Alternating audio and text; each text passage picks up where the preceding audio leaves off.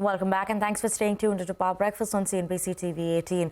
And even as nations continue to roil under Trump's tariffs, several countries have reacted to executive orders imposed by Donald Trump.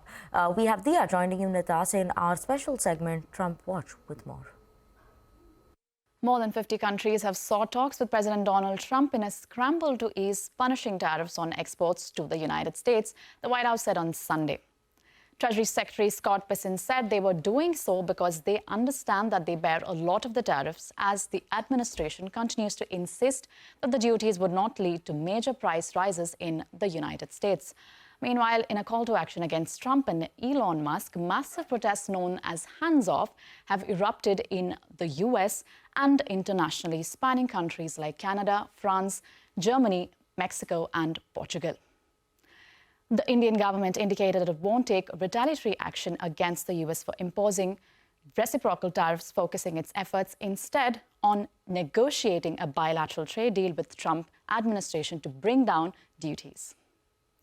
In response to the growing threat of U.S. tariffs, UK Prime Minister Keir Starmer has vowed to announce measures this week aimed at protecting Britain's economy and businesses. Let's listen to what he said. The President of the United States acted for his country, and that is his mandate.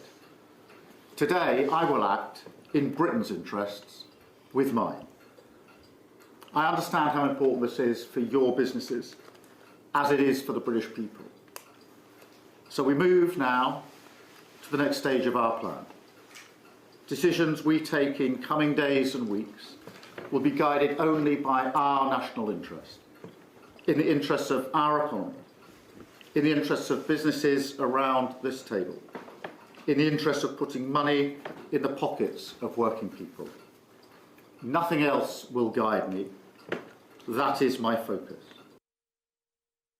In an effort to de-escalate tensions, Vietnam has offered to eliminate all tariffs on U.S. goods following President Trump's impositions of 46% tariff on Vietnamese imports. The offer, made in a letter from the Communist Party of Vietnam dated April 5th, is part of the country's broader strategy to ease trade tensions and maintain strong bilateral relations with the U.S.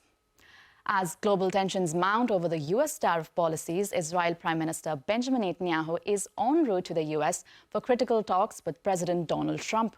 He will focus on addressing the economic impact of tariffs and explore broader discussions on U.S.-Israel relations, including the ongoing situation with Iran. Lastly, Bangladesh said on Sunday it had granted a license to tech billionaire Elon Musk's Starlink satellite internet service, as punishing U.S. tariffs raise fears for its key garment sector. The Starlink service will be unveiled at a government-backed investment summit that opens in Dhaka on Monday. That's all for today. Back to you. Thank you so much for that, Dia. But